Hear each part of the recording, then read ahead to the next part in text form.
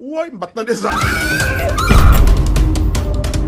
Wè se madon te gòz gilam da pose nou akut se tou.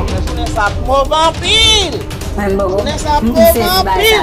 Non so bezo mette moun. E madon mwen la fotali di ti moun yo responsable de et mamoun. Vila pou men, tale la nou rache don lot. Kale, ti mamoun, tale. So gen Tinene? Ti mamoun, sa mou so fe la, e pa bat mou bat ti medame la. So bat yo baske a pou men. E bi a fò bon ti mamoun. Sa ve ti mamoun, ou pa wè sa medame me fè so son poudet, so son jisoti sou moun, so son fè ave ou ba? Mezanmi soube, mwen. Se mwen men ti mamoun, nek ponsen ti moun bote bay medame yo kale.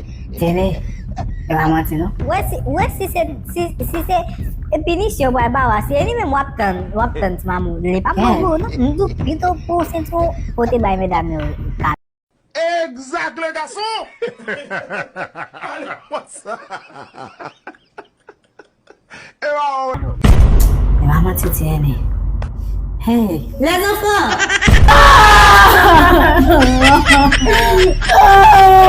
Sou moun kon sa ou biti. Jeme ou mwa wele. Sa moun se ti mounen.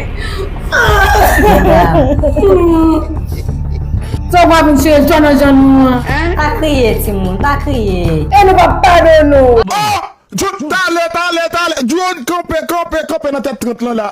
Moun konen sa.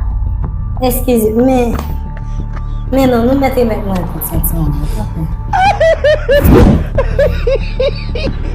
Ka ou nan mi. Ok, ba yon problem. Arranj vola wap, arranj vola.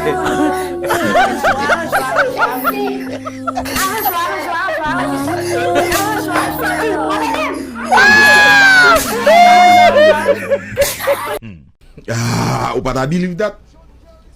Ou pa ta kwe sa?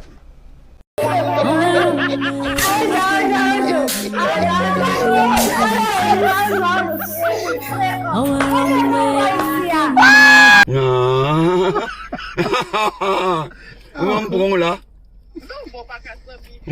la.